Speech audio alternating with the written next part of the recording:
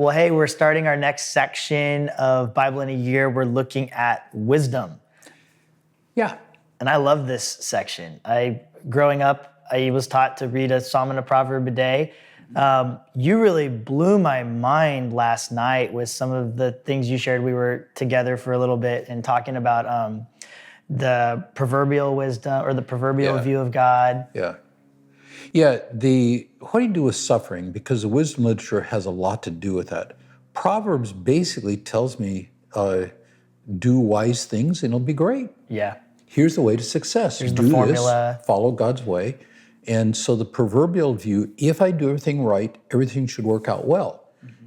And when I'm suffering, that means somebody did something wrong. And so proverbial view of suffering, it's a existential and theological problem to be solved. Mm-hmm. Why is God doing this? What did I do wrong? That kind of thing. And that's very common in our success-oriented world. What I call the psalmic view is that suffering is just a reality because Satan is the prince of this world. God is the king, but is occupied territory. And in this occupied territory, it's like the Nazis controlling France or Poland. It's really bad because the bad guys are in charge, and the bad guys are in charge of our world. So suffering is a given. Yeah. So instead of a problem to be solved, it's a reality. Will we be faithful to Yahweh in the midst of the suffering, and don't blame Yahweh for it when it's actually Satan making it happen and those who worship him. So instead of an existential and theological problem to be solved, it's an experience to be lived faithful to Yahweh, bringing his goodness and joy into the place of suffering. Yeah, but don't follow Satan's attempt to blame shift. Oh, it's God because he didn't up on the job. He doesn't really care for you. That's the deceitful enemy at work. Yeah, and this might be an oversimplification, but I was thinking about it. It's almost like Proverbs teaches you how to do your best. Yeah. And then Psalm shows you when your best could never be enough. It gives you songs of all kinds. It gives you psalms of incredible praise and delight in the goodness of what God is doing. It gives us, Psalm 13 is my go-to psalm. First two verses are lament. This is so hard. You have forgotten me, God. How long will you forget me? Then it goes to enemies. This is so evil. They are so bad. It's so hard. They're so bad. Protest.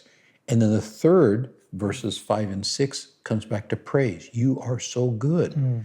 See, in Psalms, lament, protest, praise, all mixed together at the same time. But we've got protest psalms, we've got lament psalms, and we've got some really cool praise psalms, plus some others, messianic psalms. So it's songs to sing in all kinds of days. Yeah, that's great. Psalms as a whole. I got so excited I forgot to ask you, who wrote these books? Psalms, Proverbs, Ecclesiastes, and Song of Songs. Traditionally, we see Solomon for Proverbs, Ecclesiastes, Song of Solomon, and could well be just called the preacher for Song of Solomon, and Ecclesiastes, Song of Solomon could be, we just don't know. The Psalms are written by different people. A lot of them have names associated with them, some don't. Yeah. But you'll see in the translations, you'll see to the choir director at the top of half of those Psalms. Don't believe it. There's no mythical choir director. It's actually to the director, and if you look up that word in Hebrew, it's to the Messiah. These are about Messiah. It's not the choir director. It's not the psalm leader. Those are psalms written as worship to Jesus. They're saying, looking forward to the day of Messiah. So every time you see to the choir director or something like that, think, no, that's about Messiah. Wow. Yeah. That's awesome. Well, what are some major points of emphasis from this whole group? Yeah. Proverbs tells us how to live wisely in following Yahweh, and they're great. The fear of the Lord becomes central. There is a genuine, legitimate fear of God, because if I sin, I may get a timeout. I may lose some privilege. I may get spanked. So live wisely. So fear of the Lord is a central theme that works all the way through. Human wisdom must be developed under God's guidance. So for example, I got married March 22nd, 1968. That day I was married. then I had to learn how to do this stuff. So the wisdom is be faithful to my pretty wife, Sherry, and I'm almost 58 years into that, 57 years into that. Yeah. Well, it's like what you told me earlier. Trader Joe's gives you instructions on how to cook something, but they don't give you anything when you bring home a baby. Yeah. Yeah. So I have to develop wisdom, but it's in line with God's moral things that show up in Proverbs. Job, the creation, is incredibly beautiful, but bad stuff happens. And I think what happens is Job makes demands of God. You've got to explain what's going on. Yeah. The friends are great. They're reading Deuteronomy 28. Dude, it's because you sin right here. You're under curses. It's right there. Right. And it's right out of Deuteronomy 28. But I didn't sin. And at the end, God said, you're right, you didn't. But he never explains what's going on. You know, we've talked a lot about, over the years, about the context of the war zone. Yeah. And so Job's friends didn't have a context for their lives being lived in a war zone. Yeah.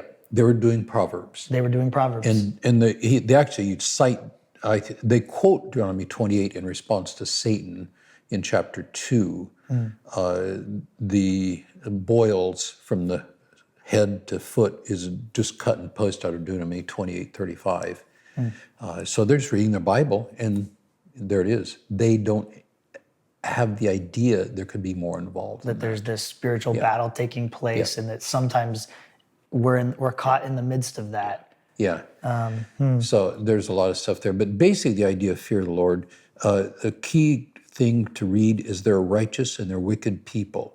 Righteous people know how to deal with their sin. Wicked people do the sin and hurt. And you got to understand that they're wicked sin and people, and we have to understand they're wicked. You have to deal with that. And in this world, suffering is the norm. Yeah. This is a war zone. The question is, how do you live with it? Yes. And these books give us wisdom on how to live with God's life. Life is not a puzzle that you can solve. Yeah. It's a mystery you can enjoy if you realize that Yahweh is here and I live faithfully with him. I think that's a good thing to look at there. That's great. Thank you. Yeah.